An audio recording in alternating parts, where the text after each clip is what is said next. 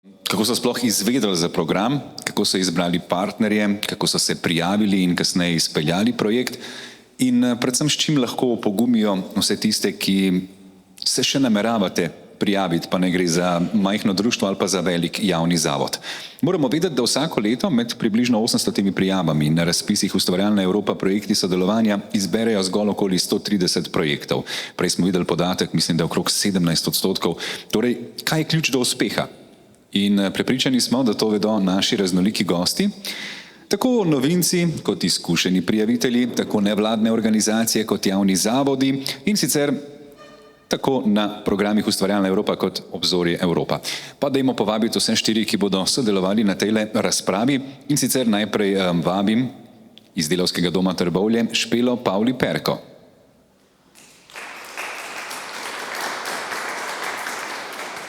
Z Inštituta za kulturne in spominske študije ZRC SAZU, torej domačin, dr. Martin Pogačar.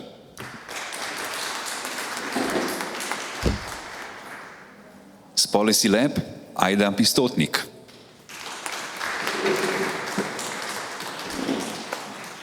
In še Simon Gmajner iz Zavoda Kersnikova.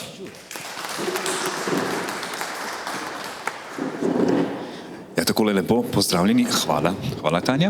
Jaz vam bom kar prisedel tukaj. Mislim, da bo en kup enih vprašanj tudi z vaše strani, tako da tista vaja, ki smo jo delali zjutraj z dvigovanjem rok, bo zdaj, upam, da zelo prav prišla. Kako pravzaprav začeti, mogoče res najprej s detaljno predstavitvijo, toliko da mečkam bolj spoznamo, kdo vse so gosti te naše debate in bomo začeli kar pri Špeli. Magister Špela Pavli Perko, direktorica Kulturnega zavoda Delavski dom Trbovlje. Sicer platformo sodobne umetnosti in filozofije raziskuje skozi produkcijo in sicer v tradicionalnih medijih in novih umetniških tehnikah.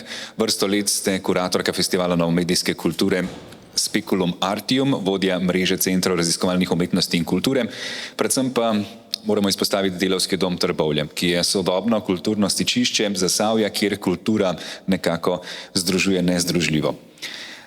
Tisto, kar me za začetek zanima, je pravzaprav, kaj vas je nekako premamilo oziroma pritegnilo, da ste se tudi sami seveda podali na to pot prijavljanja. Zakaj ste se sploh odločili kandidirati za sredstva na evropskem razpisu? Hvala za povabilo in predstavitev. Najprej povem, da smo mi v te razpise kar tako malo padli.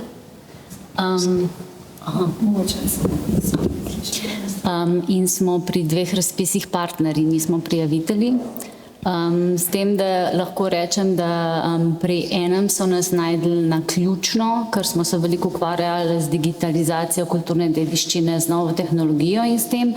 Drug razpis Srčar je pa, bom rekla, plod enih poznanstev od prej, kjer smo skupaj z Muzejem za oblikovanje in arhitekturo na Bienalu 26 sodelovali z eno skupino mednarodnih umetnikov in smo že tam delali neko produkcijo, ki smo jo potem nekako razvili naprej. Ampak, tako kot sem rekla, jaz osebno sem se prej velikokrat spogledovala z vsemi temi portali, pa sem bila zmer tako oči spreveč. Vsak dokument, ko odpreš, se ti še en odpre in še en in še en in tako je bilo vedno ful straha. Letos se spogledujemo, ampak ne vem, če je že tisti čas. S čim so vas pa prepričali, da vseeno kot partnerji pristopite k temu? Kaj je bilo mogoče tisto, kar ste rekli, pa dobro, saj najbrž ni toliko težko? Meni je v prvi vrsti pri vseh projektih najbolj pomembna vsebina in se vprašam, kaj bo ta vsebina pomenila za nas, za naš zavod, za našo lokalno skupnost, ali smo sploh primeren, da pač kaj damo zraven, ali imamo kaj znanja, ki bi lahko, tako da najbolj mi je to pomemben. Grem pol tudi pogledati, ker je bilo danes velikokrat to, kar poudarjam, kateri so partnerji, da vidim, če bomo lahko to nekako sfurali, ker je težko s tistimi, ki jih sploh nič ne poznaš, nikoli ne veš, kaj se skriva za kompjuterom. Super, pridemo še do partnerjev. Dr. Martin Pogačar z Inštituta za kulturne in spominske študije ZRC SAZU je kulturolog, ki se ukvarja s povezavami med tehnologijo in spominom, tudi z jugoslovansko popularno kulturo in industrijsko dediščino. Na inštitutu raziskujete raznovrstne oblike spominskih praks, posebno pozornost namenjate večplastnosti spomina, njegovi družbeni vlogi in politični relevantnosti ter povezavami s kolektivnimi imaginacijami prihodnosti. Kako je pravzaprav pri vas prišlo seveda do odločitev, da sodelujete na evropskih razpisih in moramo vprašati, kaj za ZRC SAZU pravzaprav pomenijo pridobljena sredstva? Hvala lepa za prijazen uvod in zanimivo vprašanje. Zdaj, kljub temu, da je ZRC javna raziskovalna ustanova, smo vendarle v svetu, kakršnem živimo, prisiljeni si zagotavljati sredstva za delovanje, spravo za plače in druge stroške, tudi na projektih. Jaz sem recimo tukaj zaposlen od leta 2006 in praktično ves ta čas se vsaj nekajkrat na leto soočamo z prijavami na projekte. In pač boleče dejstvo je to, da je velika večina teh prijav sploh na evropske sredstva neuspešnih ravno zaradi te blazne konkurence. Za nas torej evropsko financiranje in tudi nacionalni razpisi predstavljajo osnovo za res delovanja. Tako da so izjemno pomembni, jasno, v eni strani zaradi golega obstoja, ampak hkrati po drugi strani je pa to tudi način, kako v bistvu vzpostavljati in vzdrževati sodelovanje tudi izven Slovenije. Ja, in dejansko za potrjevati neko raziskovalno delo potrebujete kup sredstev in ravno zato tudi razpisi pridejo prav. Se mogoče spomnite, kakšni so bili tisti začetki prijavljanja za evropske sredstva? Kako je bilo potrebno argumentirati, da to je denar, ki ga dejansko rabimo, oziroma je denar, ki nam lahko omogoči delovanje in potrditev različnih raziskovalnih del? Tako, mislim, denar je vedno tisto vprašanje, ki je ali v zadju ali v spredju, ampak vedno se vrti nekako in pač skozi denar in skozi v bistvu sredstva za raziskave in investicije tudi dejansko je treba na en način tudi vsebino nekako modulirati. Zdaj, jaz se recimo spomnim, pri prvih projektnih vlogah, ki sem sodeloval, je bilo, in tukaj se je zgodil recimo v teh zadnjih 15 letih, se mi zdi tudi velik razvoj. To smo vse delali sami, pisali sami, budžete sestavljali, samo danes bi rekel, wow, to smo dejansko bili sposobni spraviti vlogo skupaj relativno hiter z vsemi temi elementi, ki jih potrebuje. Zdaj, v zadnjem času, seveda že kar nekaj let, recimo imamo na ZRC SAZU izjemno dobro mednarodno pisarno, ki so odzivni, usposobljeni in nam v tem oziru pomagajo pri tem administrativno birokratskem, če ne bi rekel celo biroterorističnem segmentu pisanja prijav, tako da nam zares ostaja prostor, da se vsaj v večjem delu ukvarjamo z vsebino. Čisto na kratko, ali bi si upali spet sami prijaviti? Mislim, bi bil izziv, ampak glede na to, koliko je treba teh prijav sproducirati, bi rajš rekel ne. Ok, hvala. Ajda Pistotnik, ste soustanoviteljica in direktorica Policy Lab, sodelujete pri oblikovanju analiz ekonomske politike, razvijate napredne in alternativne rešitve za družbeno-politične izzive. Moramo vedeti, da Policy Lab je nov think tank s namenom spodbujanja pogovorov o drugačnih ekonomskih paradigmah ter kritičnega razmišljanja. Prizadevate si torej za izpodbijanje nekih konvencionalnih pristopov in pa za spodbujanje politik, ki poudarjajo ekološko trajnost, pravično in demokratično družbo. Ste pravzaprav eden izmed novincev na tem področju, ampak hkrati že dobro poznate, domnevam, da tudi projekt Obzorje Evropa in vse specifike. Katere so bile po vašem mnenju ključne točke za uspešno prijavo projekta? Lahko rečemo, da je potrebno poznati vsebino ali je bolj ključen nabor relevantnih partnerjev, dobro sodelovanje, kaj je tisto, kar prinese rezultat? Ja, v bistvu mogoče za razliko od prejšnjih sogovornikov, naše društvo, torej Policy Lab, je neprofitna organizacija, imamo javni interes v kulturi zaenkrat, drugače pa v resnici, ja, kot ste rekli, je to novo društvo, imamo pa seveda izkušnje iz prej. Moje osebne izkušnje so v bistvu imam 10 let in več v bistvu izkušenj na delu na mednarodnih projektih.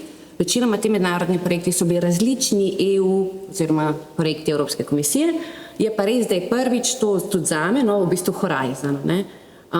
Kot raziskovalka smo Evropska komisija ima cel nabor nekih razpisov, ne samo teh omenjenih, in mi smo kot neprofitna organizacija, kot del civilne družbe se na različne načine v bistvu vklapljali v različne konzorcije tekom let, v različnih drugih pravnih oblikah, ker sem prej sodelovala kot sodelavka.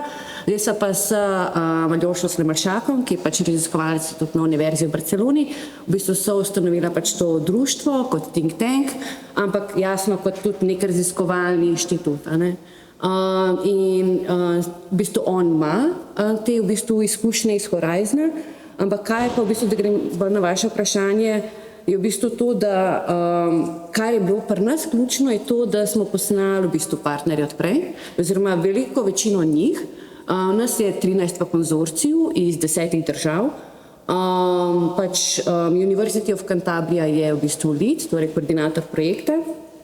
V bistvu za nas, za društvo, to pomeni, če gremo na zadnje Martinovo vprašanje, to za nas je bil full administrativni zalogaj, torej čas prijave. V bistvu tle smo to malo precenili, v smislu, koliko časovno je to zahtevno. Ni to zahtevno, da ti tega ne razumeš. Jaz mislim, da vsaka funkcionalno pismena oseba razume ta postopek. To ni problem je res to, da je v bistvu to ogromno časovno breme, ki v bistvu za take male kolektive, ali pa tudi predvsem nove organizacije, to v bistvu res veliko breme. In tudi hkrati stres. Ampak na drugi strani je zaradi tega poznanega konzorcija v bistvu in zaradi nekega zaupanja, ki smo ga mi v bistvu spostavili preko sodelovanj prejšnjih let na nekih drugih priložnostih, projektih, za v bistvu podobno vsebino, ki jo bomo zdaj soustvarjali in razvijali naprej, v bistvu je bilo to veliko lažje. Kaj hočem reči, da v bistvu, ja, sigurno je nekaj od teh ta konzorcij, torej neka poznanstva, da obstaja neko deljeno zaupanje in tudi potem se lahko odgovornosti lažje tudi mogoče malo razdelijo. In na drugi strani, kar mi je bilo pa v bistvu, sploh sem tudi vesela in sem tudi v bistvu vesela, da se je gospodična iz občinstva prej javila, prosti se ne spomnim imena, iz prakso kot makedonske organizacije. Ja, druga stvar je zelo pomembna, kdo je lead oziroma kdo je koordinator. Jaz mislim, da je to v bistvu najbolj pomembna stvar v resnici, ker tudi to določa neko dinamiko projekta, tako se reče governance, kako v bistvu potem, ko ti dobiš projekt, kako to zdaj poteka, kako se mi odločamo na sestankih. Pri nas pa mogoče je bila ta razlika, ko smo šli v prijavo, mi smo na projektu šli en mesec, da bom bolj govorila o tej predhodni zadevi in pripravah. V bistvu je pa priprava bila taka, da pa v bistvu lead kot tak ni bil zdaj ta gonilec ideje, je bil nekovredni član pisanja oziroma member. Je pa v bistvu bila druga organizacija, ki je zdaj član, tudi ravno tako partner, ki je bila gonilni idejni vodja in tudi v bistvu sklicevalec sestankov in pisanja in teh. Mi smo pa v bistvu kot to komentirali. Tako da v bistvu jaz bi rekla, v smislu same strukture, prijave, konzorci, partnerji, ja, se strinjam, več njih, ne več kot 3 absolutno. In na drugi strani kdo je lead in kaj, v bistvu kakšno, to se mi zdi pomembno, kakšno v bistvu support, torej pomoč, podporo ti nudi, ker mi nimamo mednarodne pisarne, mi je tudi nikoli ne bomo imeli, ampak je pa ful pomembno to, da tisti, ki jo ima, ki je lead, da v bistvu ti na ta način blazno pomaga lahko. Dejansko lahko preneseš del te velike odgovornosti birokracije na nekoga, ki se bo lažje spopadel s tem. Še eno kratko vprašanje, je bilo težko spodbuditi celotno ekipo oziroma sodelavce na Policy Labu, da gredo k tako ambicioznim načrtom? A je kdo rekel, joj, da je ne? Ne, v bistvu stvar je v tem, da z vsebino, ko v bistvu se mi ukvarjamo, Je pa zelo težko dobiti sredstva, zdaj, ker pač to, bom rekla, ni mainstream ekonomija, ni mainstream razmišljanje.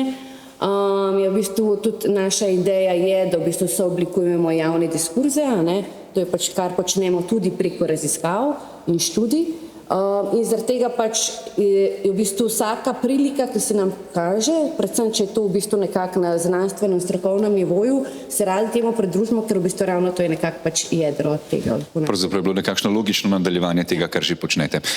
Simon Gmajner je producent in koordinator razpisov na neprofitni nevladni kulturni organizaciji Zavod Kersnikova, ki služi kot okvir za 3 prizorišča, za galerijo Kapelica, za hekerski laboratorij Rampo in pa za ustvarjalni laboratorij Biotehno. Zavod se vpisuje v zemljevide zanimivih mednarodnih centrov, ki se ukvarjajo s sodobno raziskovalno umetnostjo, znanostjo in najnaprednejšimi tehnologijami. Danes smo vas že videli na slajdu, kar pomeni, da niste novinci. Dobro poznate seveda tako postopek prijave na programe Ustvarjalna Evropa kot na Obzorje Evropa. Tisto, kar me pravzaprav nekako zanima je, a ste bili že pri prvih prijavah uspešni, kako se mogoče spominjate tistih prvih prijav za projekte, kolikrat ste v bistvu poskusili, preden ste pridobili financiranje in kdaj veste, da je nek projekt smiselno, kljub temu, da ga mogoče v prvo ne sprejmejo, nadgrajevati, nadaljevati, vnovič prijaviti? Pozdravljeni. Hvala za povabilo še enkrat. Super vprašanje, ker sem hotel v bistvu iti iz neke osebne izkušnje. Jaz sem namreč prišel na Zavod Kersnikova pred 11 leti in sem bil tako rekoč vržen v nek pridobljen evropski razpis, mislim, da iz programa FP7, ki se je imenoval KICS Knowledge Incubation for Innovation in Science. Nekaj takšnega za organizacijo, ki deluje na področju kulture in umetnosti, se mi je zdelo to tako malce nenavadno, kakšen razpis sem prišel voditi. Še bolj nenavadno se mi je zdelo, da ko sem prišel recimo mogoče na prvi briefing na Irsko, je bilo super sicer, še potovanje je bilo zraven, da sem ugotovil, da so bili moji briefingi na Kersnikovi povsem napačni. Tako recimo Work Package 2 je bil v bistvu tisto, kar moramo delati mi v Work Package 3, ciljne skupine, ki so jih ti Work Package, delovni paketi, pa se upravičujem, naslavljali, so bili tudi mi popolnoma napačno skoordinirani. Tako da meni je v bistvu šele cel konzorcij tam v bistvu pravilno po pol leta oziroma že po enem letu izvajanja tega projekta nekako pojasnil prave gabarite pa prave usmeritve tistega, kar počnemo. Tako da in takrat, ker sem, pa da se zdaj malo odmaknemo te izkušnje, v bistvu, ko sem prišel, sem bil edina oseba, ki se je prijavljala na evropske razpise, takrat potem kasneje, ne vem, je še bil FP7 ali je že prišlo Obzorje 2020 in pa tudi na Kreativno Evropo, na manjše in srednje projekte. Moja uspešnost takrat je bila, mislim, da 80%. Predvsem, ampak to moramo se zavedati, da mi smo bili vedno partnerji v projektu. Mi smo zbirali konzorcije zelo premišljeno takrat. Ni bilo tudi kapacitet, da bi se prijavljali na več kot recimo 3 ali pa 4 razpise letno. Ampak je bila stopnja uspešnosti zelo velika in je potem s časoma padala. Malce zaradi pač čedalje večje konkurence in zavedanja tudi ne samo evropske, ampak slovenske publike, da je to tam, kar je tam v Evropi, da je naš denar. V bistvu tisto je naš denar, ni tam nek denar, ki je na voljo, ampak to je denar, ki ga mi prispevamo in tisti denar moramo mi dobiti nazaj in ga skušati porabiti na najbolj racionalen način, kar ga lahko, da pripomoremo k družbi in pa v našem bolj specifičnem primeru kulturi in umetnosti. Zdaj je ekipa, ki dela na razpisih v Zavodu Kersnikova malo večja, imamo projektno pisarno, v kateri sta sicer 2 osebi, jaz še vedno malce služim kot nekak pomoč, sem pa bolj se zdaj osredotočil na bolj producentsko delo. In s tem bi se navezal mogoče na to, da seveda zelo hitro se priučimo lahko tudi teh veščin, tudi če pridemo popolnoma tehnično nepismeni, administrativno nepismeni, ampak z večjim številom projektov to terja neke žrtve in žrtve so potem na vsebini lahko. In tle treba potem iskati nek balans med nekim preživetjem in pa nad preživetjem tistih idej in ciljev, ki jih pač organizacija zasleduje. Zdaj, glede na to, da smo omenili, mislim, da številka, to se pravi 800 prijav, 130 sprejetih, šestina jih gre skozi. Kdaj veš, če nisi bil recimo sprejet oziroma če nisi šel čez na razpisu, da tole dajmo še malo nadgraditi, dajmo še mogoče boljšo vsebino najdemo še kakšnega partnerja. Kdaj veš, da določen projekt ni za završiti, že zaradi tega, ker je bil zavrnjen? Predvsem zaradi tega, ker recimo zdaj v tem obdobju se mi prijavljamo na večje število projektov. Bi rekel, mogoče 10 do 20 prijav letno, pač v jesenskem in pomladanskem roku, in je večji dropout, manjša stopnja uspešnosti, zelo manjša stopnja uspešnosti. Ampak znotraj teh projektov je nekaj projektov, niso vsi, kot pravim, vedno prihaja do nekih balansov, ampak so neki projekti, ki zasledujejo tisto tvojo rdečo nit, tisto, kar je bistvo tvojega zavoda, bistvo tvojega udejstvovanja, v našem primeru v kulturi in umetnosti, in ga je potrebno zasledovati. Zdaj imamo en primer, kjer smo imeli že projekt manjšega obsega, mislim, da pred 4 leti, se je potem zaključil in mi smo sedaj ta projekt potem prijavljali na razpise za večje projekte in bili neuspešni. Bili že drugič neuspešni in zdaj se bomo prijavljali še tretjič. Ravno zaradi tega, ker se nam zdi, da je tisto, kar delamo v projektu, se tako prekriva z željami pa dejavnostmi tudi našega zavoda, da bi bilo v bistvu nesmiselno razmišljati karkoli drugega, kot da to zasledujemo. Sem mislil, da ste fejni pregovora v tretje gre rado, ampak definitivno vas želimo, da bo šlo v tretje. To je bilo v bistvu nekako za osnovo, kar se tiče samih razpisov. Zdaj bi se osredotočil še majčkeno na partnersko sodelovanje. Malo smo ga že izpostavili, pa bi mogoče tukaj spet najprej vas, Ajda, vključil. Glede na to, da ste omenili 13 pravzaprav partnerjev, domnevam, da niste poznali vseh vnaprej, oziroma kako pravzaprav zaupati lidu, kako se povezovati s partnerji, kako jih spoznavati, kako videti, če je mogoče še kakšna dodatna stvar, ki bi jo lahko oni izpeljali. Ja, sej, to je ta trik mal. V bistvu je stvar v tem, da pač nas je povabila v bistvu organizacija iz Zagreba, Institute for Political Ecology, s katero pač res sodelujemo že zadnjih, skoraj 10 let na ful različne načine, se pač prepleta to naše delo. Je pa res to, da znotraj potem konzorcija se nas je znašlo kar nekih par, recimo tudi ena organizacija iz Beograda, pa še ena iz Zagreba, pa TNA iz Amsterdama, torej Transnational Institute iz Amsterdama, pa Univerza v Amsterdamu. In to so v bistvu nekako bili kolektivi ljudi, ki smo jih srečavali ali že na kakšnih konferencah prej, ali smo kdaj kakšne članke pisali skupaj, ali smo se srečali na kakšnih poletnih šolah, ali kakorkoli so le pač te različne stvari, v bistvu srečevanja, sokreiranja nečesa skupnega. Tako da smo imeli nekako že občutek, kako kdo deluje, v čemu je pač, kaj ga zanima, kaj ga žene naprej, to se mi zdi, da je pač tudi pomembno. Tako da v resnici edinega, v bistvu nismo poznali osebno pa lead organizacije, ampak je pa pač res, da v bistvu te, ki so pač predlagali tega koordinatorja, so bili nam v bistvu zelo blizu, torej to sta bili organizacije iz Zagreba, torej Political Ecology in ta iz Amsterdama, in so jih pač zelo pač pohvalili za neko prejšnjo izkušnjo leada. In to se v bistvu, bom tako rekla, tako, da so se oni usedali v ta stol leada, se to pač pri pisanju, seveda jaz govorim o pripravi, takoj pač poznala. Pač mi smo se mogli recimo napisati kot društvo, mi smo imeli sicer že pic, ampak potem so še neke druge stvari, ki jih pač moraš ti nalagati in čakati in pač v ta sistem. In izpolnjevati neke pač obrazce in čakati iz banke, da ti pošljajo neka potrdila, v glavnem pač ko je neka pač procedura. In pač v bistvu meni bo ful všeč to, da sem jaz imela neko vprašanje, da sem jaz dobila od v bistvu International Office v bistvu te univerze v Cantabriji, vedno odgovor in še danes ga v 24 urah. Pač tako, oni so res zelo odzivni in pač pač tam je pač nek gospod na oni strani, ki sem ga zdaj že uspela pač spoznati, ker smo imeli že kick-off meeting v Bruslu, sicer sem vedno mislila, da je to ženska, ki je Kathleen, pa pač v bistvu pač.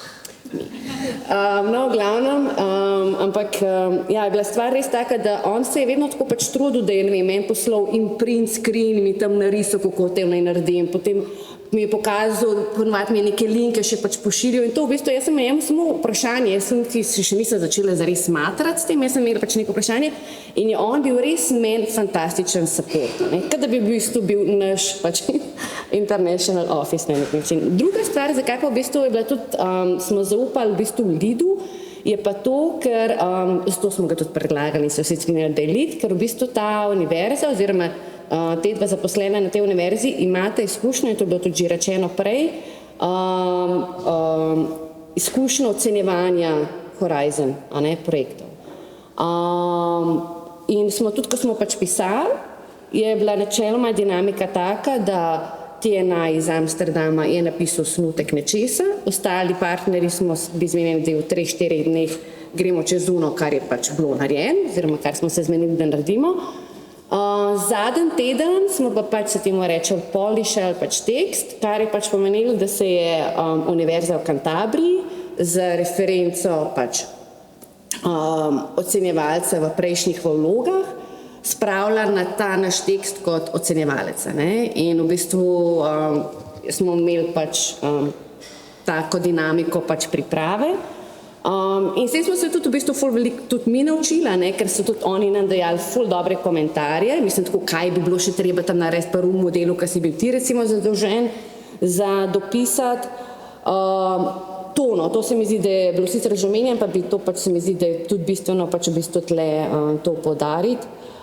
Zdaj pa pri sami prijavi, ki je bilo pa pač mogoče samo še malo tako vsebini pa v temah, v bistvu to, kar jih načeloma Evropska komisija želi. To je zelo pomembno in sem si prav zapisala ta stavek in se mi zdi, da to v bistvu mogoče ful prevečkrat pozabljamo in sicer to, da mi v bistvu za našimi projekti v bistvu udejanjamo evropske politike. Ne? In v resnici Evropska komisija zdaj ne zanima, koliko imaš ti v resnici, ne vem, inovativen projekt za Nobelovo nagrado. Ne? Njih v bistvu zanima to, da v bistvu oni imajo nek problem, ne, ali pa pač želijo razvijati neko politiko ali pa nekaj, ne, in v bistvu ti moraš nekako slutati, ne, to smo se pač tudi mi konzorcijo pač pogovarjali ful na tak način, ti moraš nekako slutati v bistvu, kakšna politika oni želijo udejaniti in v bistvu, da jim bo ta projekt pri tem, karkoli že oni pač počnejo, prišel prav. In v bistvu takrat pač naš projekt gre v smeri torej tega zelenega prehoda, naslov je Green Paths, in je pač ideja pač v bistvu, kako pač ta zeleni prehod bi bil čim bolj pač pravičen, ne samo trajnost, ampak tudi pač ta socialna družbena komponenta. Ne. In je bilo tudi potem, ko smo imeli ta kick-off meeting, ki s tem zdaj zaključila v Bruslu, torej smo ga imeli takoj prve 2 dni za začetom projekta in kaj je bilo v bistvu tudi zelo fino na tem kick-offu, je bilo sicer to, da je bil pač tam prisoten naš uživo, naš projektni advisor od Evropske komisije, cel čas pač sestanka, tako da pač je bil nam tudi na razpolago in mi njemu seveda in tudi on imel pač neko predstavitev in tako. In druga stvar, zakaj, v bistvu pa smo mi ugotovili, zakaj smo mi sploh dobili projekt in kaj smo mi čutili, da pač delamo prav oziroma da bo to njim pase, je bila pač tam, je potem ta v bistvu projektni advisor kontaktiral znotraj Evropske komisije, v bistvu se reče DG, kako se pač to prevaja, ne vem, pač gospod iz Evropske komisije, ki pokriva področje, v bistvu, ki njih zanima in zaradi česar smo mi dobili projekt. Torej, to je področje za social policies in v bistvu, recimo Evropsko komisijo zanima, kako bi oni ohranjali 78% zaposljivost znotraj Evrope, kako bi v bistvu zmanjšali oziroma potegnili ven iz revščine 15 milijonov ljudi in take stvari. Ne? In v bistvu oni so videli v našem projektu pač nekak potencial, da bomo mi to raziskovali in prišli do nekih konkretnih rezultatov. In ravno to nam je v bistvu ona prišla povedati, torej ta gospa iz Evropske komisije nam je prišla razložiti, s čim imajo oni problem, zato da mi v bistvu zdaj, ko bomo delali te raziskave, imeli to pač v glavi. No? Te pa pač se mi zdi, da... Ne, super, vedno je dobro slišati v bistvu, recimo temu, nove izkušnje oziroma izkušnje nekoga, ki je šele prišel v ta krog, kako v bistvu s tem nekim čist svežimi očmi vse skupaj dojema.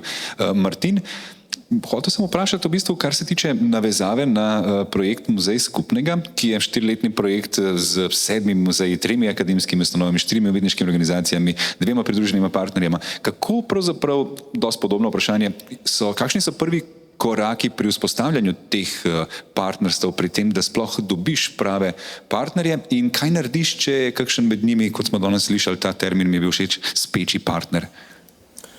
Zdaj, ta projekt se je začel pravzaprav letos spomladi. V konzorciju je, tako kot pravite, 14 članic in zdaj po novem 3 pridruženi partnerji, ker se je Moderna galerija tudi pridružila nazaj, ki pa je ustanoviteljica v bistvu cele serije teh projektov, ki že več kot desetletje delujejo v prostoru teh muzejsko-galerijskih intervencij. In mi kot raziskovalna ustanova smo v bistvu prišli zraven na podlagi enih prejšnjih sodelovanj, kar nam je ponudilo pa v bistvu res krasno priložnost sodelovati v ustvarjanju nove prijave, ki se je pa dogajala ravno v času, se pravi, nekako COVID je izveneval, ampak se je pa zgodila ukrajinska v bistvu invazija Rusije na Ukrajino, kar pomeni, da se je v bistvu pisanje te vloge dogajalo v tej neki zelo napeti klimi negotovosti, ampak vse se je dogajalo prek Zooma, tako da zares smo videli samo te slikce ljudi, ki so, ampak hkrati se je pa vendarle, in kar je zanimivo, spet tudi v tem kontekstu, si cel proces v bistvu pisanja je nekako probal zanikati to digitalnost in so bile zelo pestre debate, slike so krožile po e-mailih, kamor so vse te ideje se natrosle gor. In sreča je ta, da je ta vodilni oziroma prijavitelj, ki je Muzej sodobne umetnosti iz Varšave, izjemno dobro opravil to vlogo koordinacije, v bistvu, ker za nas je mogoče bilo zanimivo, ker vendarle prehajamo iz enega recimo drugega segmenta raziskovanja, ker jaz ne vem, če bi jih znanost pa umetnost ločil po črti raziskovanja, ker je na drug način z drugimi metodami se dogajajo kompatibilne stvari. In za nas je bilo mogoče ta kaotičnost ali hektičnost na nek način presenetljiva, ampak hkrati tudi dobrodošel izziv, kako neke stvari, s katerimi smo se želeli ukvarjati v okviru tega projekta, recimo z od vprašanj spomina in zgodovine, nasilja in poti, kako iz tega prideti ven, v nekak dialogu z umetniškimi intervencijami, ki jih ti umetniki in kuratorji, ki so predstavljali večji del konzorcija, pač je to njihov modus delovanja. In ja. Kakšen projekt, pri katerem ste bili v bistvu vi v vlogi lida, ali ste bili v bistvu vedno kot pridruženi partner? In kaj pomeni to, ko se enkrat v vlogi tega glavnega vodje? Moram reči, da nismo nikoli bili koordinatorji ne obzornega projekta, niti ne Creative Europe, ker smo tukaj pač vedno sodelovali v partnerski vlogi. Simon, vi? Ne ravno v evropskem, ampak recimo je nek večji projekt, mislim, ta RUK, v katerem je tudi Delavski dom Trbovlje, oziroma sta to 2 velika projekta po 4,5 milijona. Na neki strani mislim, da 3-4 partnerji, pri nas smo si zadali kar veliko nalogo koordinirati, mislim, da 9 ali 10 partnerjev. Sicer bi mislil, da ker so to vsi slovenski partnerji, da bo to zelo lahek zalogaj, ampak ni. Ne? Pravila so podobna, bi rekel, kot pri evropskih mehanizmih. Mogoče bi se celo navezal na enega gospoda iz občinstva, ki je prej rekel, da mogoče celo še malce bolj rigidna kot v Evropi, ampak to je kar zalogaj. Jaz bi rekel, da mi se za to na Kersnikovi zavestno ne odločamo, da bi šli in bili lead konzorciju, ki bi bil evropskemu konzorciju, ki ima 5, 6, 7, 8 partnerjev sploh, zaradi tega, ker ti to vzame ogromno nekih kapacitet. Tudi če imamo projektno pisarno, kjer so 2 osebi zadolženi, da upravljajo to tehnično in birokratsko administracijo, to vzame ogromno nekega truda, ogromno nekega vložka strani oseb in se lahko začne potem počasi izgubljati na vsebini. Mislim, da je zelo dober pristop dobiti partnerja, ki ti odvodi projekt tehnično, administrativno, vsaj v našem polju, v kreativnem polju, zato da se lahko ukvarjamo z zadevami, za katere smo, če ne bi rekel pristojni, ampak katere znamo. Super. Pravzaprav lahko kar nadaljujemo, Špela, za naslednje vprašanje. Zdaj, kar se partnerjev tiče, bi mogoče tukaj zaključil, seveda, če se boste še vračali na to temo, lahko. Zanima me v bistvu, mečkaj bi se na financiranje navezal še. Na kakšen način pravzaprav lahko sploh, kako vrednotiti financiranje, kako naprej videti, prej smo slišali veliko o teh, o pavšalnem, nisem si zapomnil izraza, ampak kako? Lump sum, seveda. Kako pravzaprav vedeti vnaprej, vrednotiti vse stvari, na kakšen način ste mogoče sami imeli največ izzivov pri tem finančnem delu? Ja, zdaj pri teh evropskih razpisih smo imeli mi mogoče tudi srečo, da je vodilni partner, kot je prej gospa iz občinstva rekla, nam skoraj template pripravil, ne? Tako da malo smo se sicer, ipak smo javna institucija, pa imamo to računovodstvo in te zakone, katerim moramo slediti, tako da malo smo se tam lovili pa z našim računovodstvom, ali je to v redu ali ni v redu, kako zdaj te enote, ure, ne, obvrednotiti. Tako da se mi zdi, da mogoče delo, ne, tudi če je pavšal, tam se še nekako da, bolj je težava, prej, ko je pa gospod omenil, ne, so šle cene gor, pa če se ti rekel, da boš nekaj naredil, pa kako boš zdaj to naredil, če pač ne moš tega narediti, tako da bolj so bile tukaj težave. Smo že kdaj v prejšnjih projektih si šli v kak minus, ne, ampak tako kot sem rekla, meni je najbolj pomembno pri vseh projektih, da ko si ti v projektu, da tudi če si bo šel v minus, se v končni fazi projekt delaš za tebe in mora biti dobra bit za tvojo institucijo.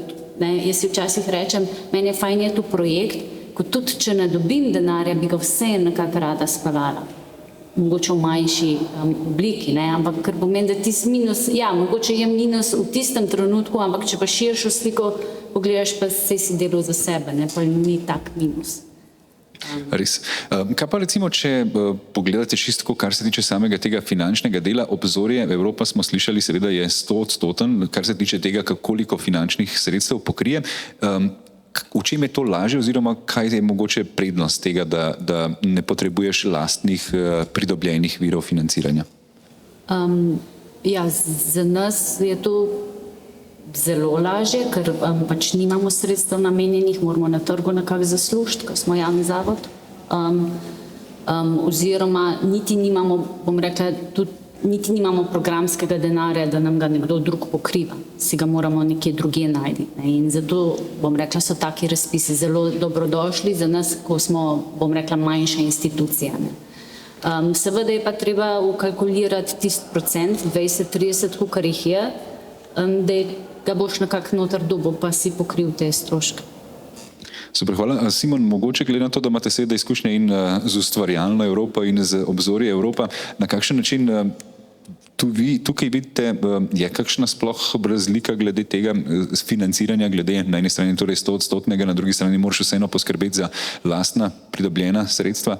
Ja, mislim, izhodišče tudi po mojem v začetku, zakaj smo se odločali za Horizon je zaradi tega, ker so 100% financirani, ne? Oziroma še prej, zakaj sploh gremo v evropske razpise, ker pač na našem področju recimo neke sodobne umetnosti, sodobne raziskovalne umetnosti in teh produkcij, budžeti, ki so na voljo v Sloveniji, pač niso dovolj, ne? Oziroma vsaj niso dovolj za tisto kvantitativno, za tisto število produkcij, recimo, ali pa enot, ki jih ministrstvo ali pa recimo MOL pričakujejo, ne? In tle smo mogli iti v te mehanizme z tega vidika. Je pa Horizon tle zagotovo boljša izbira. Jaz ne bi rekel, da je mogoče bolj zapleteno odvoditi ali pa biti del Horizona, mogoče včasih še lažje, ker imaš za sabo pač neke ogromne institucije, tudi raziskovalne, ki so vešče vodenja razpisov in tudi finančnega vodenja. Medtem ko recimo pri projektih Ustvarjalne Evrope, kjer so sofinanciranja 70-80%, je bilo v zadnjih letih, bom rekel, super, no, tako je bilo obdobje 3 let, ker je mogoče vstopil Ministrstvo za javno upravo, ki je sofinanciralo lastne deleže teh, ki smo jih mi mogli zagotoviti, celo do 90%, ne, in smo bili recimo lani zelo presenečeni, oziroma letos, ko je ta znesek drastično padel, ne. Zdaj, kljub temu, da smo mi vsako leto tudi po telefonu ali pa z nekimi intervencijami tam govorili, ne, tudi vi sami, ne, preko Motovile, da smo Slovenci zelo uspešni in tlej treba poskrbeti za to ogromno število projektov, ki še narašča vsako leto, ki je sprejeto, da se jim nekako omogoči sofinanciranje. Predvsem zaradi tega, ker so recimo deleži, ki jih dobimo potem iz MOL-a ali pa MK-ja v višini, ne vem, 1000-2000 evrov za nek razpis pač smešni, ne. In tle je MJU zelo pomagal. In jaz moram reči, čisto tako osebno, jaz sem se bal, kaj bo v prejšnji vladi, ne, ko so tako govorili proti NVO-jem in vsem tem organizacijam, sem mislil, tle bojo rezi zdaj, ne. Ne, rezi so se zgodili zdaj, ne, poplave in vse te naravne katastrofe so očitno izvrsten izgovor po eni strani, čeprav ni tako res, ne, pač tam, recimo na Ministrstvu za javno upravo bi se mogli pač nekako pobrigati in dodeliti pač višja proračunska sredstva, ker je bilo jasno, število uspešnih projektov se povečuje, število sofinanciranj bo moralo biti, večji bo moral biti delež, ampak tle tega recimo napora, angažmaja z njihove strani ni bilo. In recimo zdaj pri nas je ta strategija, da se zdaj 1 leto ne bomo prijavljali na Kreativno ustvarjalno Evropo, ravno zaradi tega, ker ne vemo, kakšna bo situacija tukaj in se prijavljamo izključno na razpise oziroma na mehanizme, ki imajo višjo stopnjo sofinanciranja, ne. Ampak to še vse ne spremeni dejstva, da imamo 4-5 trenutno projektov, ki moramo zdaj zagotoviti ogromen delež lastnih sredstev, ki smo nekako upali, da bodo iz tega naslova prišli. Dajmo malo denar na stran, pa pojmo še na to, kaj se zgodi v bistvu, ko je projekt enkrat odobren. Zdaj smo ga vložili, je šel čez proceduro in je sprejet. Kako ga v bistvu izvajati, kdo skrbi seveda za izvedbo, kako organizirati delo? Tukaj mogoče lahko Ajda, glede na to, da seveda gre za novi think tank, za manjšo organizacijo, na kakšen način to speljati? Ja, v bistvu ste že videli časovnico, no, ampak meni se zdi, da je ta časovnica v bistvu pomembna v smislu planiranja, torej kdaj, bom rekla, najprej je to, da ti vidiš razpis oziroma te nekdo pocuka za rokav, da razpis je zunaj in da v bistvu dajmo zdaj nekaj nagruntati, kaj bi oziroma mogoče že una ideja, ki smo se lani pogovarjali, vzamo iz predala, pa pač poglejmo, kako jo pač preoblikujemo, ne. In potem se začne pač to pač pisanje, ne, in pol v bistvu imaš pač neke sestanke, mi smo vedno izkoristili kakšne, ne vem, srečanja mednarodna, karkoli, da smo se hitro, saj ene par nas tam videli, pa pač še manjši poskus. In potem je pač oddaja, ne, v bistvu proposal, application, z vso dokumentacijo, z vsem. Je pa res, da v bistvu naša prijava je bila enofazna, ne, torej v bistvu mi nismo imeli dvakrat to, kar je bilo v bistvu omenjeno. Mi smo v bistvu groz 2 transitions, ne, to, kar ste, če se mogoče malo spomnite iz slajdov, kaj je bilo pač predstavljeno, imamo 3-leten projekt. Ampak v bistvu mi smo potem čakali kar nekaj časa, torej mi smo dali v bistvu konec septembra, govorimo o časovnici, torej najprej bom rekla, tega ni v tem budžetu, ki ga seveda se to vsi pač, ki delamo projekte, vemo, mi ko dajemo pač projekt, pač to še ni ta denar, denar pač prehaja, to, da pač mi oddamo projekt, to v bistvu je na prosti tek oziroma pač nekje drugi pač se to najdejo te ure za pisanje in pač prijavljanje. In potem v bistvu mi smo izvedeli rezultate recimo januarja letos. In potem se začnejo ta pogajanja z Evropsko komisijo, preden se podpiše grant agreement. In v bistvu ta pogajanja, tako v bistvu na nek način se meni vedno tako zdeli, Evropska komisija zelo nastopa iz te pozicije moči in kar bojo oni zdaj okazali nam, bomo pač mi mogli v bistvu na nek način popustiti, ali zdaj to, da nam premečejo ta budžet, ali da nam pač premečejo te working package oziroma delovne sklope, sem videla, da se prevaja. Ampak v bistvu ni bilo čisto zelo zares tako, mislim, v bistvu oni so predlagali nam eno stvar, ko v bistvu mi smo hoteli imeti neko dinamiko pač projekta s temi v bistvu delovnimi sklopi in oni so rekli, pač ne vem, zakaj pa ne bi ta 5. in 6. sklop pač v bistvu zadnji in prvi del nekaj združili in potem bi pač prišel tak budžet in potem bi v bistvu lahko imeli ful bolj impactful, torej, kako se že reče? Večji učinek pač in se bi tudi lahko bolj posvetili pač neki komunikaciji in tako naprej, kar je pač druga polovica projekta. In v bistvu nam je v bistvu ni to delovalo tako zares, da oni pač nastopajo recimo iz pozicije moči. Dobro, pač mi smo imeli pa spet nekaj dela, pa nekih pač tako sestankov, kako bo, na koga zdaj to najbolj vpliva, kdo je zdaj napisan v te working package in to, da smo se pač videli, v bistvu naš budžet kot na organizacijo ostane isti, zdaj, ko to premečemo, pa sej overall seveda je isti budžet, sem potem nekatere organizacije so smo pri nekaterih delovnih sklopih, nekatere ne, torej kaj se kje spremeni, pač to smo mogli pač jasno pogledati, da še vedno smo na istem, kakor takrat, ko smo oddali, torej da ne bo kdo prikrajšan, oziroma kako se to na nek drug način skompenzira, tako da ta izkušnja pogajanja je bila v redu, potem pa v bistvu je bila še ta drugi del, torej grant agreement in seveda nam ni uspel podpisati istočasno še pač konzorcijskega, ki ga podpisujemo zdaj, torej pač bomo rekla v prvem mesecu delovanja in ja, mi absolutno, to je ogromen špeh, kjer pač piše ful enih stvari, seveda je grant agreement nad tem, ampak mi smo dejansko pač prosili v bistvu pravno službo, ki pa sicer smo jo outsourcali, zato da v bistvu smo šli skupaj čez to, ker je pač to res ful pomemben dokument. Bom pa samo še delila neko negativno izkušnjo, ker se mi zdi pač ful pomembna. In sicer pač v naših prejšnjih projektih, pač eden je bil sicer KOL IPA, ne vem, koliko vam je to poznano, to se pač gre za pridružene članice v bistvu Evropske unije, kar so vključene pač Makedonija, ne vem, Bosna in tako naprej. In naš lead je bil takrat iz Sarajeva, recimo. In vedno na koncu projekta tako, da ko je projekta konec, ko je končno poročilo oddano, in ko reče komisija ok, kar ponovadi traja nekaj 3 do 6 mesecev, od takrat, ko si ti oddal končno poročilo, dobiš zadnjih 10%, in to pač vsi pač vemo. No, ampak problem tega projekta, 4-letnega, ki se je končal 2020, nobena od organizacij od Sarajeva ni dobila teh 10%. Torej Sarajevo kot prijavitelj, ker v bistvu, kot veste, je pač prijavitelj ta, ki direktno komunicira s komisijo in potem oni potem v bistvu to pač komunicirajo naprej. In oni so dobili na svoj račun pač to, pač denar za cel konzorcij, izključno zase, niso ga pa distribuirali potem naprej. Seveda mi smo imeli pač razne neke urgentne sestanke, bla, bla, bla, bla, bla. Ta stvar se je pač ful vlekla, mi smo tudi kontaktirali Evropsko komisijo, oni so rekli, mi smo vse naredili, mi smo izpolnili naše pogodbene obveznosti, mi smo nakazali denar na LIDAR.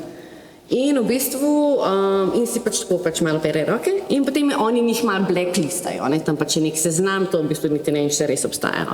Pač oni so rekli, da bojo neki njih pač blacklist, pač listali, ampak to tebi čisto nič ne pomaga, ker ti si od svojih 10%, In v bistvu nam pač po enem letu te kalvarije, tukaj depresivne, v bistvu ni preostalo nič drugega kot to, da v bistvu gremo na sodišče v Sarajevo, kar je pač, in to je bilo med korono seveda, Kar je pomenilo, da smo v bistvu mi najdeli, koliko smo mogoče malo proti temu, ampak takrat nam je pač to zelo prav prišlo, neko mednarodno pravno pisarno, ki je pač in v Ljubljani in v Sarajevu in pač nekaj pač obstajajo te tudi korporativne in v bistvu, da smo mi prišli do tega denarja na podlagi pač pogodb in zato so pogodbe ful pomembne. In v bistvu na sodišču, mi smo vedeli, da bomo pač zmagali, a ne, to pač smo vedeli. Edini problem, ki nismo vedeli do konca, je to, ali ima ta organizacija sploh še denar na svojem računu, a ne. Tako da v bistvu pač, ampak ja, bom zdaj zaključila, torej pač je bilo srečen konec, trajali 3 leta, da smo prišli pač dejansko do teh 10%. Zdaj pri Horizonu, zdaj pa ne vem, je bilo to že prej tako ali ne, ampak zdaj sem šla to valjda takoj najprej pogledati, kaj zdaj to piše tam. Je pa zdaj tako, da v bistvu piše, mislim, da je že celo v Grant Agreementu, da Evropska komisija edino pri teh zadnjih 10% nakaže direktno partnerjem, recimo. To pa pač tako, mislim, ne vem. Tako da mogoče sam to, zakaj so pogodbe pomembne, pa kaj s temi 10%. Hvala, Ajda. V bistvu dokaj podobno, Špela, vprašanje, kar se tiče vašega projekta. Če smo tule slišali za izkušnje, seveda, kar programa Obzorje Evropa, pri vas Ustvarjalna Evropa, ne glede na to, da z delom, ki ga upravljate, prečite pravzaprav znanost in kulturo in da najbrž imate kup idealnih projektov tudi za Obzorje Evropa. Kakšne so bile vaše izkušnje z dosedanjima 2 projektoma, kjer ste v bistvu v sklopu oziroma ob sodelovanju programa Ustvarjalna Evropa prišli do sredstev? V bistvu tako, ta 2 programa smo, mislim tako, ali je bilo sred korona, ali se pa je glih končvala korona, in sem si jaz rekla, ne, če bo spet nas bojo zaprli, mi moramo nekaj delati. Tako da smo se prijavili na vse, kar je prišlo. In Erasmus imamo, in norveške sklade imamo, in 2 kredit, pač tako, vse. In smo tudi kar veliko dobili, no. Tako smo padli noter, ja. In ko sem hvala povedati, je to, da mi je res zelo pomemben, ko smo gradili te projekte, da nismo dobili že tako napisanega projekta, a bi vi tole delali, ampak da smo skupaj prišli tudi do enih stvari, ne? Da smo ful sestankvali, čeprav imam tudi eno tako izkušnjo, ko smo imeli prvi kick-off meeting v Beogradu in sva bila tako sodelavcem, pa mi mogli imeti tu 3 mesece, preden smo sploh oddajali prijavo. Ker sem izdelala, da sem šla na kick-off meeting in dejansko zapopadla, ko bomo mogli narediti. Ne? Tako da je včasih treba, kljub temu, da smo imeli zelo veliko komunikacije med sabo, se mi zdi, da pač še premalo, da bi bilo mogli še več ali pa nekaj. Ne. Tako da, ja, to. V bistvu še zadnja tema, ki bi jo odprl, pa mogoče lahko tudi mi 2 Špela tule najprej odgovoriva, so te prednostne teme. Ne. Slišali smo seveda, da so določene tematike, ki so še posebej zaželene, kar se razpisa tiče. Kako mogoče vi vključujete zeleni prehod, trajnostno sodelovanje, trajnostne prakse, digitalizacijo? Na kakšen način v bistvu po eni strani seveda ne zdaj načrtno vključevati tega zgolj zato, da se dobijo dodatne točke, ampak kako to aplicirati na projekt, ki se snuje? Zdaj trajnost si različno razlagamo. Meni je tako, kot sem prej, vsak projekt mi je zelo pomemben. Zelo ne maram projektu, ker se nam je že veliko zgodilo, tudi sama sem bila v njih vpletena, da imamo projekt, ful fajn, ful veliko denarja smo dobili in vse, potem pa zaključ, pa ga pa ni več. Ne? In res mi je to najbolj pomembno, da gremo v projekt tako, vemo, da bomo tudi naprej pol neke stvari peljali. Tudi če ne bo zdaj, ne vem, ne bo financ pa to, pa bomo probali vsaj vsebino. Zato pa delamo take projekte, ki so vsebinsko pisani na, bom rekla, našo poklicanost v kulturni ustanovi. Ne? In isto je ta velik projekt, ko ga je prej iz Kersnikova gospod omenil, mreža centrov raziskovalnih umetnosti. To je bil en super boost za nas in zdaj v bistvu smo ga glih zaključili, ne? Skoraj čez par dni. Ko pa zdaj? Ne? Imeli smo ful ljudi zaposlenih, jaz bi jih rada obdržala, ful smo se naučili. Ja, bomo mi zdaj neko vsebino bomo naprej probali peljati in iskati še druge razpise, da bomo lahko podobne vsebine. Se mi zdi, da smo zdaj prišli v en tak kolesje, ko zdaj pa moramo iskati, da se bomo malo preživeli, pa pač naprej furali stvari. Super. Držimo pesti oziroma smo prepričani, da vam bo uspelo, tudi če ne bo še ene korone, kot ste aktivni med korono bili. V bistvu še vprašanje, Martin, kar se tiče podobno. Kako v bistvu v neke projekte, ki so precej specifični že zaradi samih potreb, vključevati zeleni prehod, digitalizacijo in vse te tematike, pa še kako poskrbeti za to evropsko dimenzijo? Kaj hudiča je ta evropska dimenzija, o kateri smo danes tokrat slišali? Jaz si znam predstavljati, da to pomeni več kot 3 partnerji iz 3 držav oziroma konzorcij 13-44 partnerjev. Je to to? Zdaj, mogoče ta prvi del, zeleni vidik. Raziskave, ki jih mi izvajamo, niso neposredno velikrat vezane na ta vprašanja, je pa dejstvo, da delujemo v okolju, a ne? In recimo vsak sestank, vsaka pot prinese sabo vprašanje, ali je smiselno leteti na Dunaj, ali je boljše se iti peljati z vlakom in take stvari. In tukaj se recimo v zadnjem času zlasti odločamo za manj obremenjujoče recimo načine potovanja. Ne? Po drugi strani imamo seveda, so se zlasti skozi korono razvile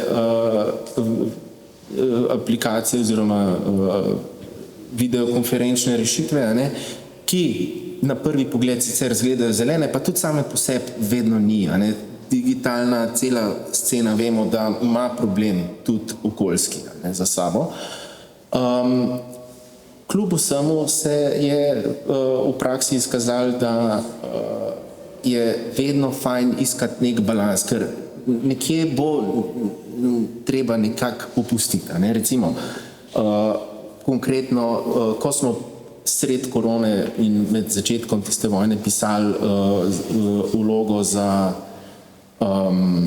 muzej skupnega, ne, smo že takrat se v bistvu tematsko razdelili in imeli ločene zume za različne stvari. In na nek način je to lahko produktivno, ampak problem recimo pri digitalnih sestankih, ne, je ta, da je zelo, zelo močno strukturiran čas.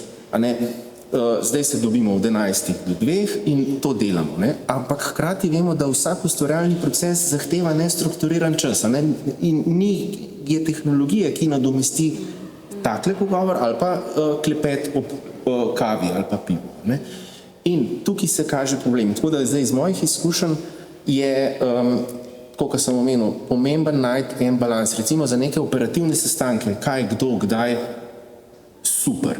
Ampak, ko pa je treba se vsebinsko pogovarjati, ko recimo 1 ura pa pol ni dovolj, takrat pa je nujno in kar je seveda konec koncev tudi point, a ne, projektnega sodelovanja zlasti izven ustanove, izven države na evropski ravni, je pa to, da se z ljudmi spoznaš. In če gledaš samo nek talking head, ne, jasno, niti ne veš, kakšna je ta oseba v resnici.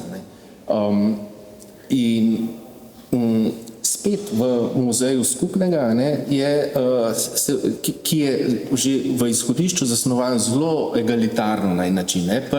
Jasno, vodilni partner je vodilni partner, ampak je zelo ena horizontalna struktura se razvila, kar se odraža tudi na tem, da recimo ker projekt ima recimo 3 osnovne tematske sklope. En je preteklost v sedanjosti, potem je o muzejskih in galerijskih inštitucijah in tretji sklop je vezan na podnebje. Tako da, in pa so se iz te vsebinske delitve so se recimo razdelili tudi neki, kako se reče po slovenski, assembly. Pač, ne, in se v bistvu se te aktivnosti projekta dogajajo znotraj manjših skupin, in tle praktična težava, ki se je pokazala, imamo recimo določen slot 1 uro pa pol za sestank, ampak seveda se na tistem ne da vsega obdelati in potem ostanejo tudi stvari nedorečene, kar se potem lahko vleče. Zdaj, mi nismo tako globoko v projektu še vedno, da bi se recimo, da bi prišlo do akumulacije nerazrešenih vprašanj, ker seveda ves čas poteka tudi komunikacija ali po telefonih, e-mailih, tako da se sproti razrešuje stvari.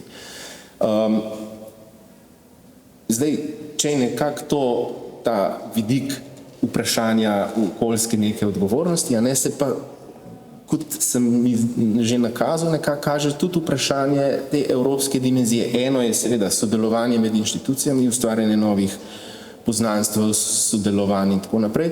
Drugo, kar se pa skriva za to zmuzljivo oznako, pa je seveda, kaj mi kot Evropejci iz tega dobimo, s čim konkretno nek projekt, raziskava, umetniška intervencija prispeva k neki, lahko bi rekli, konstrukciji evropskosti, a ne, s čimer se pač ukvarjamo na nek način vsako raziskovanje, ali pa umetniško delovanje, ki je v nekem prostoru, v nek prostor upeto, se nehote naslavlja te teme.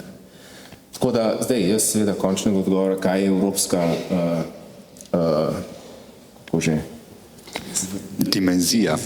Seveda nimam. Ne. Jaz bi si želel, da je evropska dimenzija to, da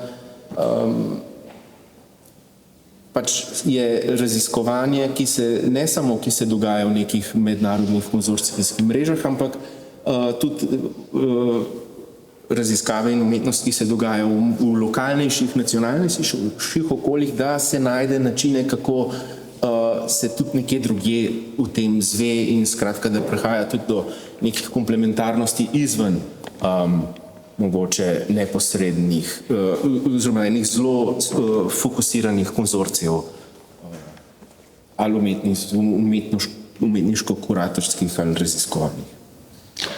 Jaz imam še praktične napotke za zaključek, ampak predtem bi vprašal publiko, če imamo kakšno vprašanje, kakšen komentar.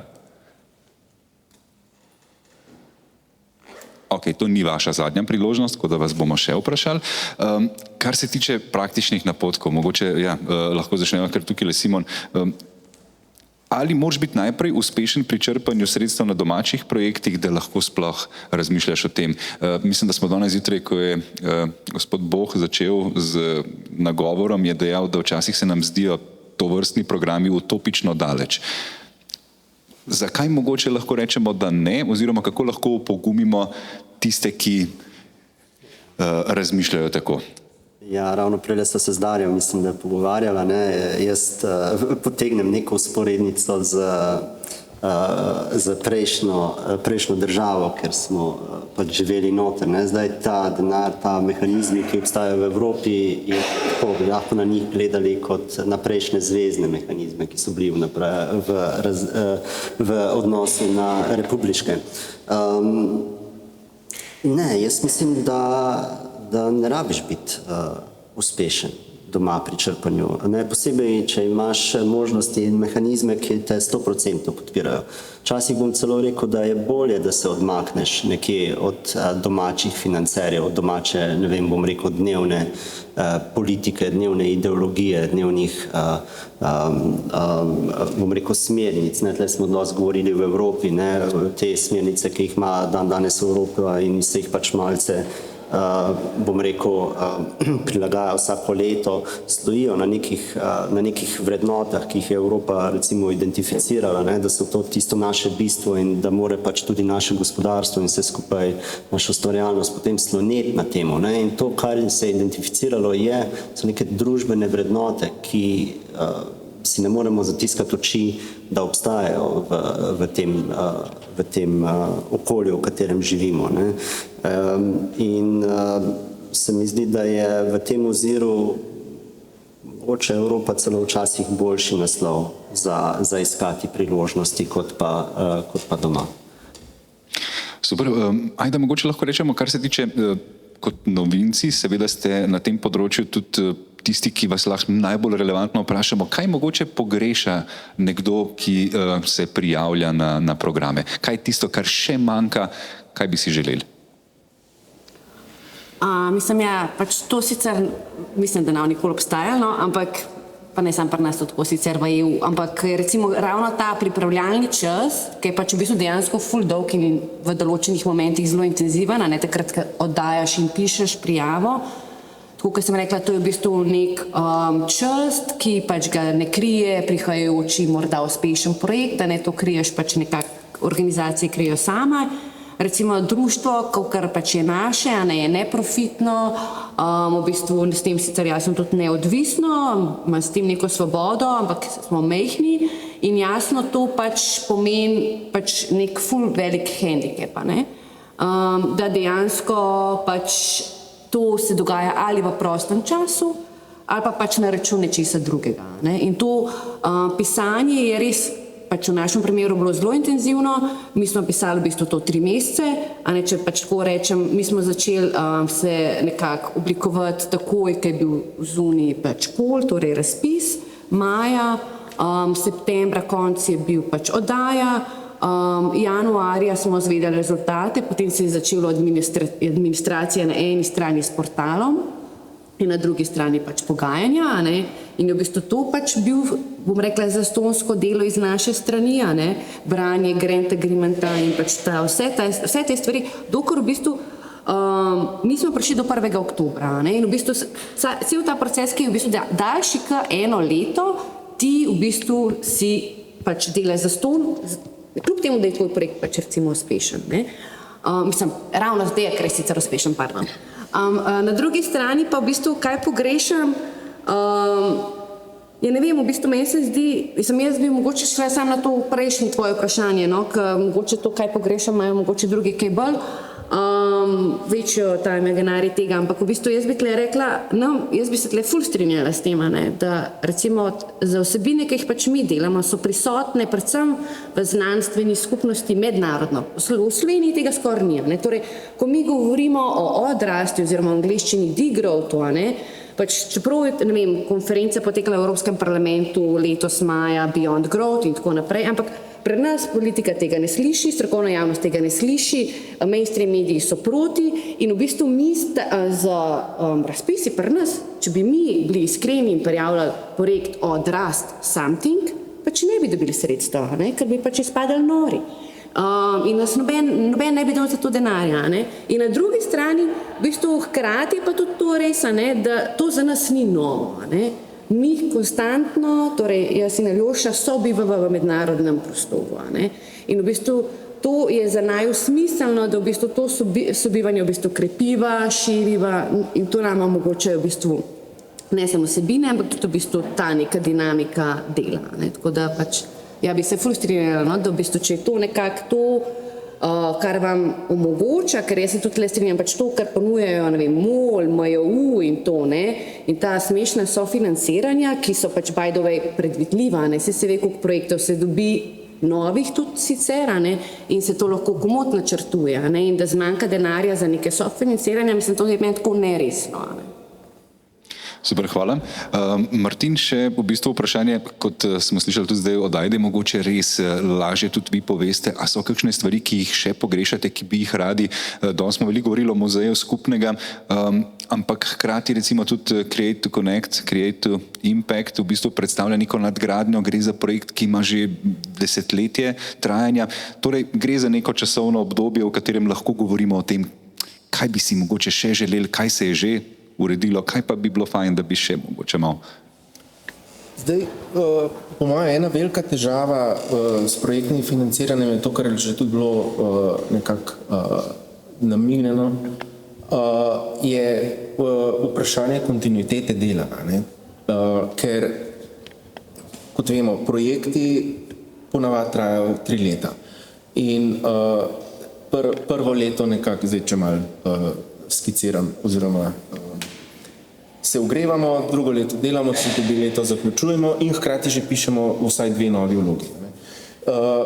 Kar pomeni zlasti recimo pri razpisih, ki imajo neka prednostna področja, kar seveda je razumljivo iz vidika denarodajalca, ne? Iz stališča izvajalca je pa to pač problem, ker vsak si želi poglabljati in peljati v prihodnost svojo, recimo, temo, ne, ali je to kakršnakoli pač je. In ravno ta shema 3-letnih projektov v bistvu se mi zdi, da je problematična v tem, ker sili, ne, stalno zdaj, če dam eno zelo mogoče bedno primerjavo, ampak nekdo, ki zida hiše, pač zida hiše in ve, da bo zidal hiše. Ne. Mi, ki pa se ukvarjamo s takim delom, pa si tudi želimo graditi svojo hišo znanja, ne, ampak hkrati moramo graditi tam zraven še en paviljon, pa še en šotor, pa še en jark skopati. Ne. Tako da, ne, kar bi si jaz iz tega zdaj, če malo probam nekako nek smisel potegniti, ne, kar bi si želel je, da bi v bistvu, jasno, konkurenca bo vedno obstajala, ne, nikoli ne bo tako, da bojo vsi, ki se prijavijo, dobili, ampak kar bi bilo, k čemur bi bilo smiselno težiti, da bi se težilo k daljšim obdobjem, ne, ker to, da se vse, mislim, vsakršno raziskovanje je v bistvu proces, ne da se ga predpisati. Tudi to, kar mi napišemo v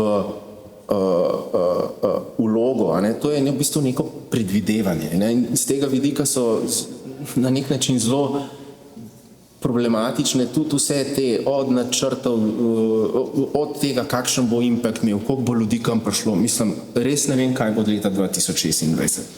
Seveda si želim, da bo čim več ljudi, ne? Ampak hočem reči, tukaj so ene te kvantifikatorji noter ugrajeni v to, od trajanja do nekih števila nečesa, kar moraš izvesti, ki se res lahko obremenjujejo delo.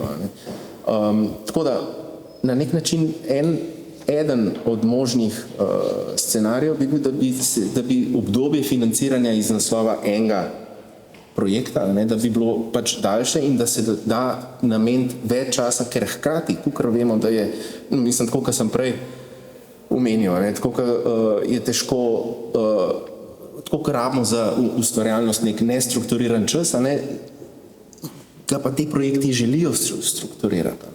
In razmislek, jasno, tudi v učinku, normalno, vsak razmišlja o tem, kaj je še učinek, bo pa zdaj to moje delo imelo, ampak da je pa vse, ali pa saj v velikem delu podrejeno temu in ne neki, in tukaj je tudi problem, ne neki v bistvu konec koncev igrivosti, ki bi morala biti del raziskovanja, je tukaj pol nastane problem, da se v bistvu po eni strani pisanje vlog zvede do neke mere, na neko performativnost. Mi vemo, kaj moramo napisati, da bo nekomu tam všeč, hkrati pa že razmišljamo o tem, kako bomo zdaj to obšli, da bomo naredili tisto, kar želimo. Zdaj konkretno v tem Create to Connect je bila naša naloga pripraviti poročilo o tem, kakšen impact imajo neke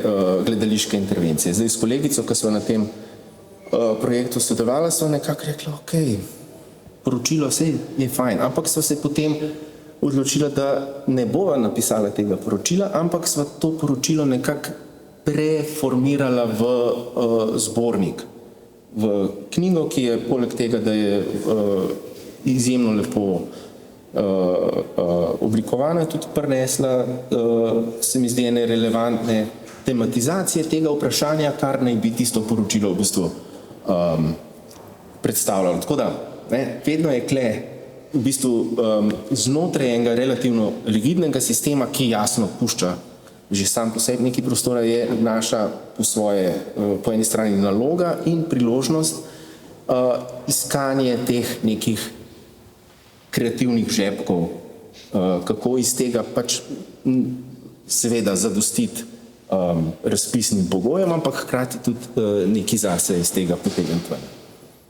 Super, zelo fajn v bistvu iztočnica za, mislim, da še zadnje vprašanje, ki ga imam za Špelo, je pa tisto najbolj univerzalno. A smo kaj pozabili oziroma kaj bi mi svetovali, če bi recimo prišel in rekel, kjer je tisti nasvet, na kaj res ne smem pozabiti, če se želim prijaviti na katerega izmed evropskih programov, pa ne gre za ustvarjalno Evropo ali pa za obzorje Evropa. Ja, po moje najbolj pomembno to, kar smo že 100-krat ponovili, pač poznanstva teh partnerjev, s kom ti nekaj delaš, s kom se boš oženil za nadaljnjih 3-4, ne vem koliko let, ker pač boš skupaj vzgajal enega otroka, kako naj rečem. To pa, da je ideja res tista, da mogoče že ti vsebina tiši že odprej nek, da ni zdaj, ker imamo nek razpis, dajmo nekaj narediti. Ne, ker imamo idejo, pa je prišel razpis, zdaj pa dajmo nekaj narediti. Odlično. Za zaključek, jaz mislim, da ja, če kaj lahko potem rečemo, je, da so takšna srečanja, kot je danes, taki informativni dnevi, tisti, ki nam po eni strani rodijo marsikatero idejo, hkrati pa omogočajo to, da se mrežimo, družimo in vidimo, s kom vse bi lahko katero izmed naših idej uresničili. Tako da najlepša hvala vam za izkušnje. A je kakšno vprašanje? Obljubil sem, da ne bo zadnja priložnost, tako da še enkrat vprašam. Ok. Bi se pa ob tej priliki res še enkrat zahvalil vsem štirim, ki ste danes z vašimi dobrimi izkušnjami uspešnih prijaviteljev obogatili tole razpravo. Torej Špela Pavli Perko iz Delavskega doma Trbovlje, dr. Martin Pogačar, Inštitut za kulturne in spominske študije ZRC SAZU, Ajda Pistotnik, Policy Lab in pa Simon Gmajner, Zavod Kersnikova.